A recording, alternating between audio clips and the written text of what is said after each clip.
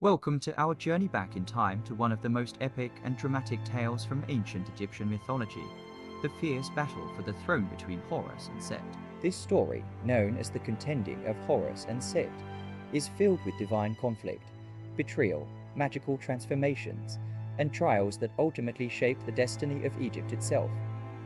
Our story begins with a tragic event, the death of Osiris, the god of the underworld and rightful ruler of Egypt. He was not only the king of the gods, but also the personification of order and justice. Osiris ruled over the fertile lands of Egypt alongside his wife, Isis, until his jealous brother, Set, murdered him. Set, the god of chaos, storms and deserts, was driven by ambition and envy. He wanted to take the throne of Egypt for himself. In a brutal act, Set killed Osiris and cast his body into the Nile, breaking the balance between order and chaos.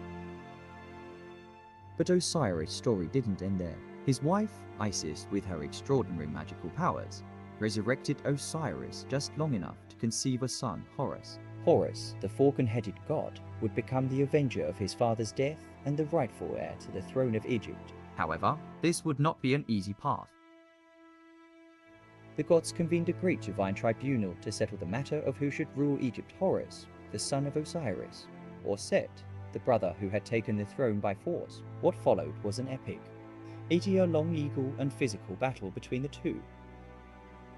During this long struggle, the gods tested Horus and Set in various ways. In one trial, the two gods transformed into hippos and fought for 3 days in the waters of the Nile. In another, they engaged in a race on stone boats to prove their worth, but Set, ever the trickster, tried to cheat his way to victory by secretly building his boat out of wood and painting it to look like stone. Despite Set's tricks, Horus often emerged victorious in these contests, but Set's cunning and restraint kept the contest going, with neither side gaining a decisive victory. At one point, Set attempted to humiliate and defeat Horus through deception. He invited Horus to a feast, where he tricked him in an indecent manner. This episode symbolized Set's attempt to undermine Horus' masculinity and power, but it didn't stop Horus. With the help of his mother, Isis, and the wisdom of the god Thoth, Horus continued his fight.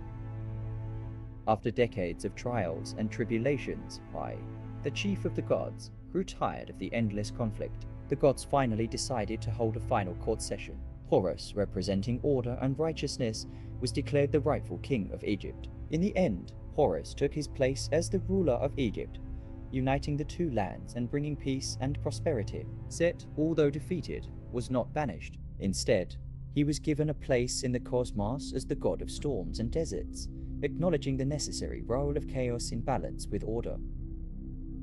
The struggle between Horus and Set is more than just a myth. It's a reflection of the eternal battle between order and chaos, light and darkness, that the ancient Egyptians believed played out in the cosmos and on Earth. For centuries, Egyptian pharaohs were seen as the living embodiment of Horus, entrusted to maintain the divine order just as Horus once did.